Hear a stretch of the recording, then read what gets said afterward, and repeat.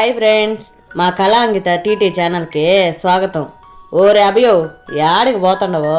Subscribe చేసుకునేది తెలియదా మా ఛానల్ని? సబ్స్క్రైబ్ చేసుకురా, బాగుంటుందా?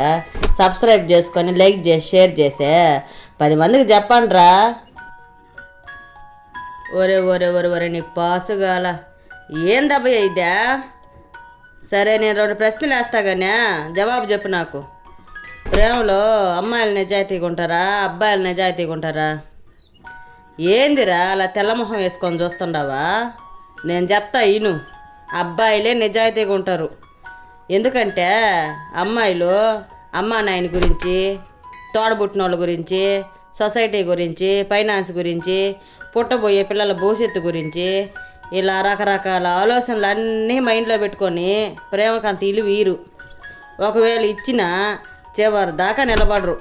అదే అబ్బాయిలు అమ్మా నాయనలే, తోబుట్టువులే, సొసైటీలే, ఫైనాన్స్లే, పుట్టబోయే పిల్లలే ఇవన్నీ ఏమీ ఆలోచించరు. ఒక పిల్లని చూసామా, ఆ పిల్ల నచ్చిందా లేదా, ఒకవేళ ఆ పిల్ల నచ్చింది ఎంతవరకు అయినా సరే పోవడానికి సిద్ధంగా ఉంటారు. అదే అమ్మాయిలకి అబ్బాయిలకి తేడా.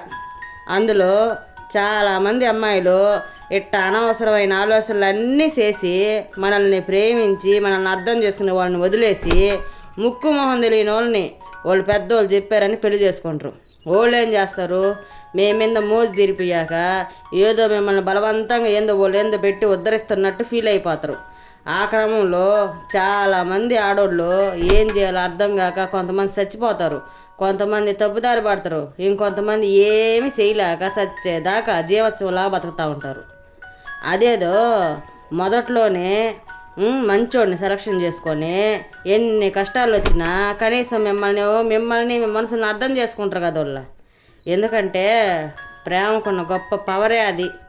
కాబట్టి అంతా అయిపోయి నాకు బాధపడే కన్నా ఎంచుకునేటప్పుడే మంచి జీవిత భాగస్వామిని ఎంచుకోండి.